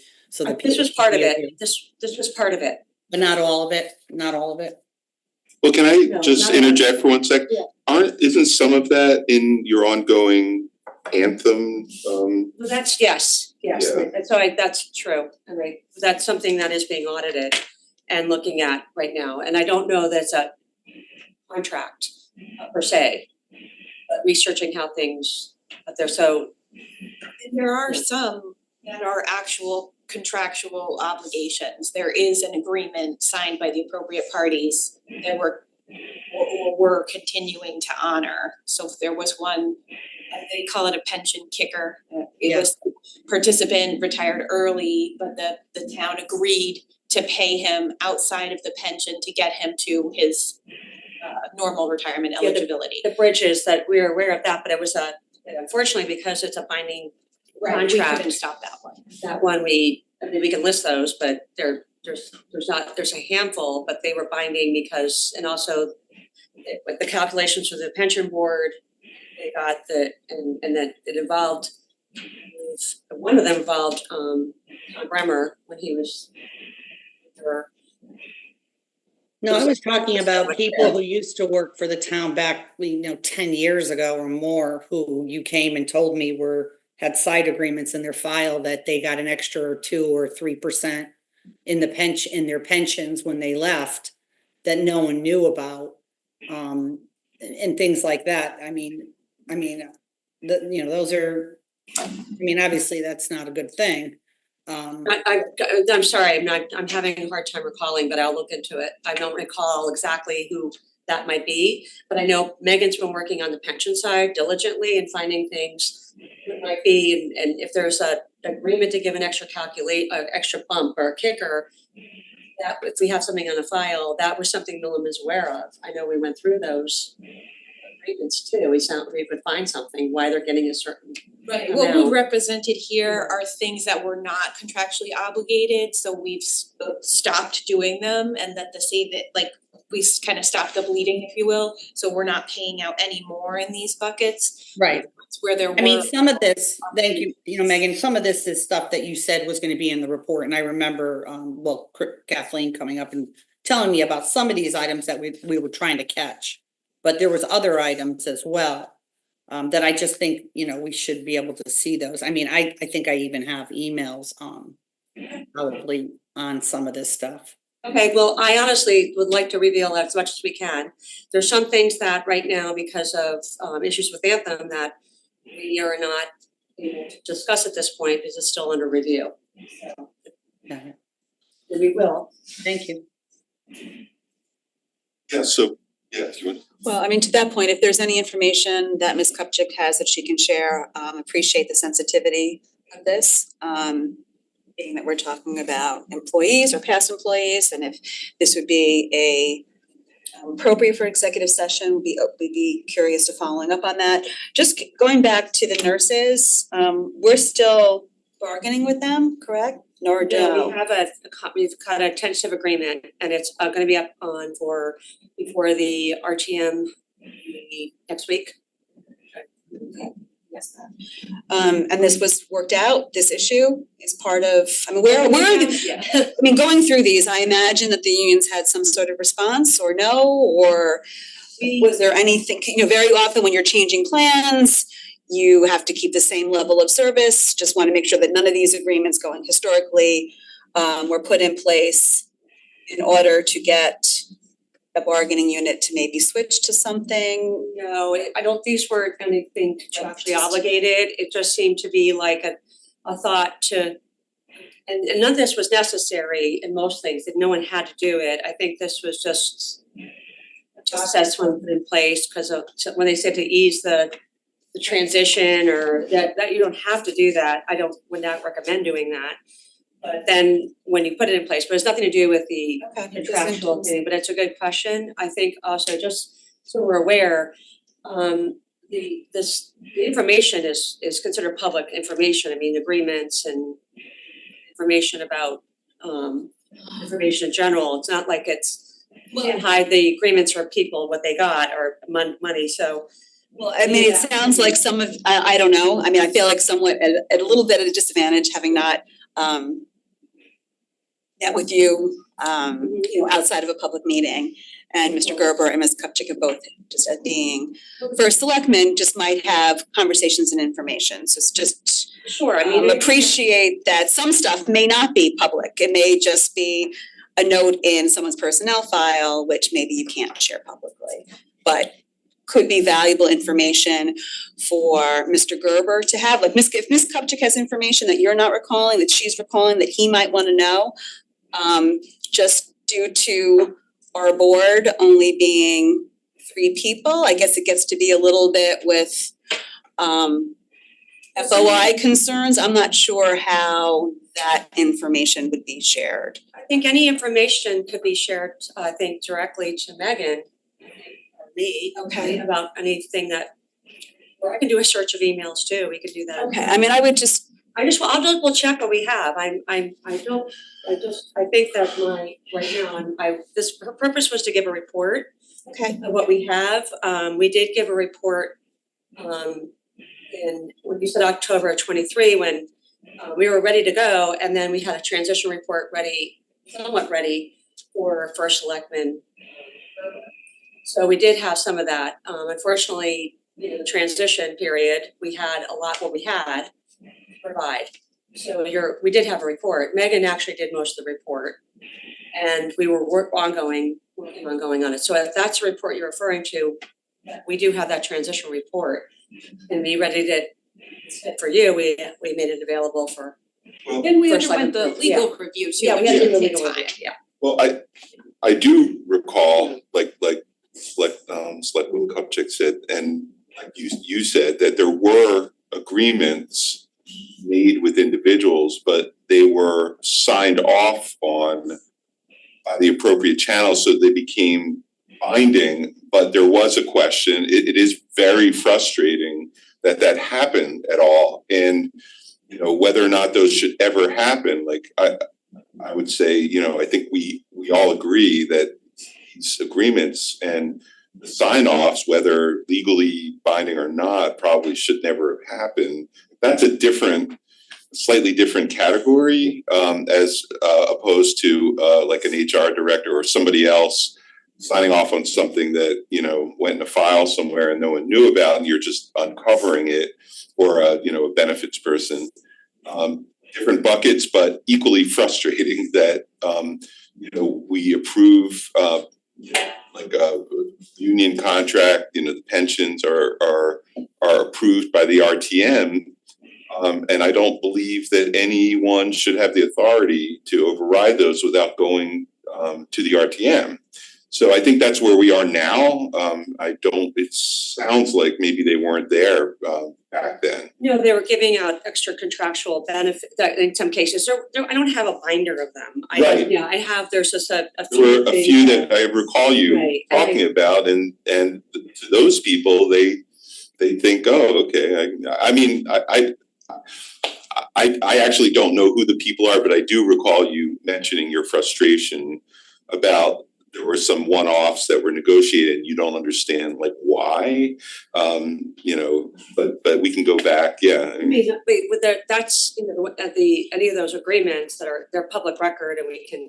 Right. Those records, but I also know that, and again, this information's public, it's not like, not that I, you know, I'm not. Right, But this is all public information because it goes to benefits, salary, compensation, so as public employees, that's something that disclose, but I do know that, we also, to your point, we issued a general notice twice with reminders to all department heads and to that they have no authority to enter into any agreements, MOUs, without human resources approving it and also having an overlook of with the administration too, if we were gonna go into that. Yeah, so just We to, have that extra control that you were there, and it won't be binding if they do that. so very early Yeah. on, you know, in my tenure, Right. you and I talked about this, and because of some of this, you issued a memo to all the department heads saying there will be no more MOUs.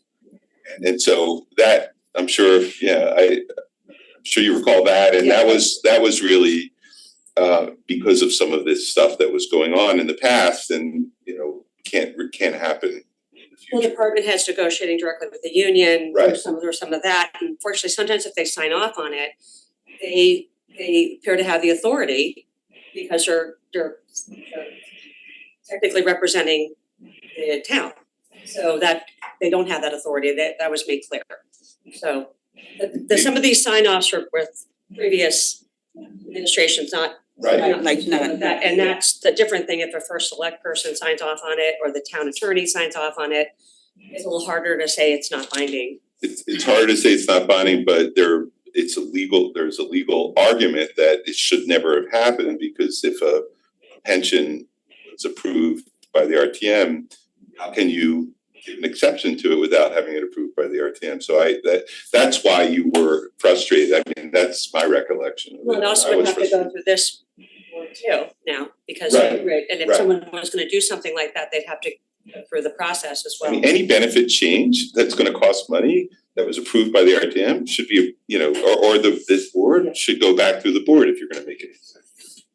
We can't do a bait and switch with the contract, here's our contract, and then And then go through a do plan, something. assign to a room and change it. You shouldn't. So I'm saying, Brenda, that I have the same recollection, and now I think we're talking about the same things. It's a mix of things though, Yeah, I between, actually found, just searching on my phone, and I found a few of these emails, yeah. But that was the reason you issued that MOU, no more MOU memo is probably part of what Brenda's looking at, I would think. Maybe we should reissue that every year to remind people just there are no reissue more it, yeah. MOUs. We reissued it recently too to remind, as a reminder, because it's, you know, you have people who get promoted, you get people on. Right, And when we're rolling out supervisory and management training, after January 1st, this will be one of the topics. And now that we have an ethics policy too, that's kind of, it collapsed the fraud policy, collapsed into that conduct, and it's very clear about, it should be clear to anyone that you have to act in the town's best interest and you can't do anything that would impact the town, your fiduciary duty. So that probably will help as well, reinforce that. thank you. Thank you. Thank you.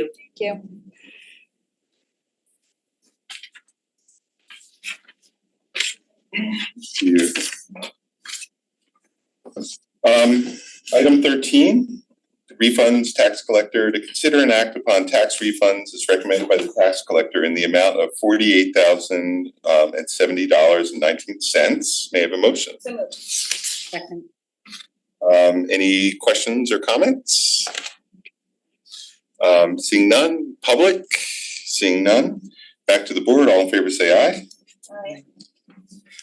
Item 14, to consider and act upon the minutes of October 23rd, 2024 and November 6th, 2024. May I have a motion? So moved. Can we, Split them? Split them, yeah. you wouldn't mind? Okay, item 14, to consider and act upon the minutes of October October 23rd, 2024. May I have a motion? So moved. Second. Any comments? No questions? Nope. Seeing none, public? Seeing none, back to the board. All in favor, say aye. Aye. I'll abstain. One abstention. Okay. Consider and act upon the minutes of November 6th, 2024. May I have a motion? So moved. Second. Any comments or questions? Public, seeing none, back to the board. All in favor, say aye. Aye. Aye. Okay, unanimous. Item 15, first Selectmen to hear updates. Real quickly, because it's been 2 hours almost. The annual tree and menorah lighting is Saturday, September 7th, 4:15 p.m. to 7 p.m. at Old Town Hall. And it's always a great event, and I would encourage everyone to come out, and very excited for our first menorah lighting this year. The annual holiday shopping stroll, Wednesday, December 11th, 6 p.m. to 9 p.m. Again, that's a very festive event, and the Chamber of Commerce and Mark Barnhart and Mary Alice Limprados put a lot of effort into this. So I would encourage everyone to participate, come and support your local businesses. Next item, community is encouraged to submit comments or ideas for the Charter Revision Commission by visiting the Charter Revision Commission webpage on the town website and submit your comments through there. And that is all I have. Anything from other board members? I would just, thank you, Bill. I would just ask if the prior charter commission, had a specific time or scheduled a little bit of time of their meetings to, have department heads come, maybe they had a couple here, a couple there, or have, even, time to ask the Board of Selectmen questions. I know they did that years ago and interviewed all the, on their meetings, which were taped, where people could watch, just asking questions of the members of the Board of Selectmen. And I know they were particularly interested in the department heads, obviously, because they have to live kind of by this. I don't know if they're going to. I would encourage them. I think they are actually. I read something where they were going to reach out to you as well. They haven't reached out to you yet. I mean, I'm not scheduled for anything yet, but I believe they are planning on doing that. Well, we got an email from Jen Carpenter asking for feedback, our feedback, because we're a letter, the Board of Selectmen move forward. But at that time, Brenda and I didn't add anything. So Jen asked if we had anything as individuals that we wanted to share with the commission to do that and submit it through the online form. And they wanted that this month ideally, I think by their meeting yesterday, but definitely by their meeting, which is I think is on the 13th. So Brenda, if you have any initial thoughts, I would just passing along from the chair to put it on that form, keeping in mind that it will be public. And then I think that after they get that feedback from department heads, then based on what that feedback is, they might have people come in person. Yeah, I mean, I've been very hands off with this. It's a really good commission, and I'm not really in touch with the commission and not going to those meetings because I don't want to, loom over it at all. But I do recall there was an intention to have the selectmen and department heads come.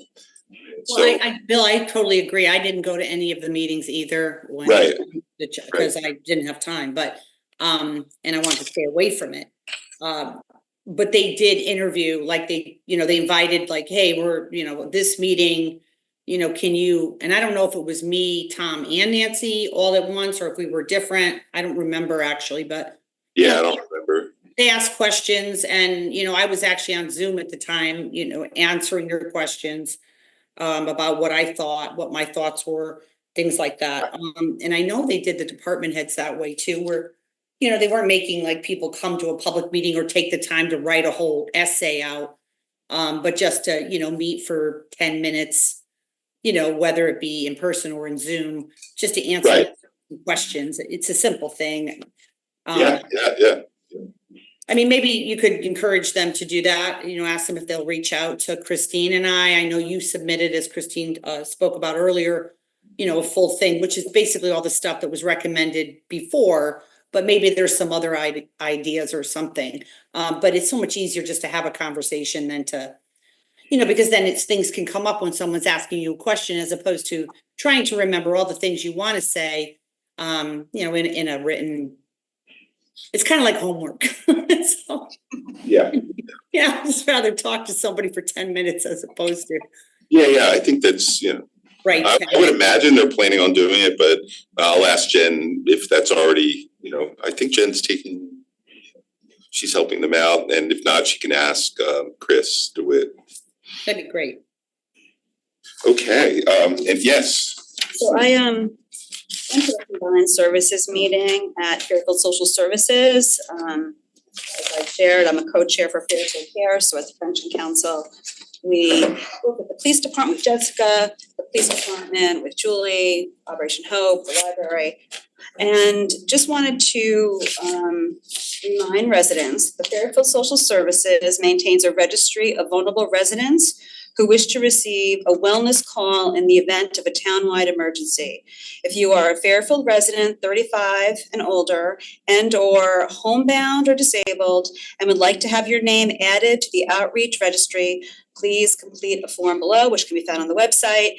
You may email it to socialservices@fairfieldct.org or mail a completed form to Fairfield Social Services, 100 London Terrace, Fairfield, Connecticut, 06824. Or call Social Services at 203-256-3170.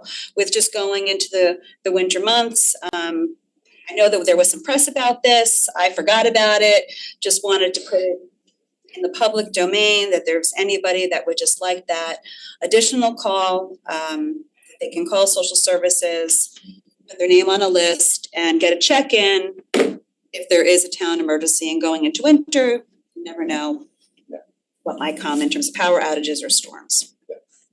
That's it. Thank you. Okay, may I have a motion to adjourn? So moved. Second. All in favor, say aye. Aye. Thank you. Have a good night. Good night, everyone. Take care. You too. Do we turn?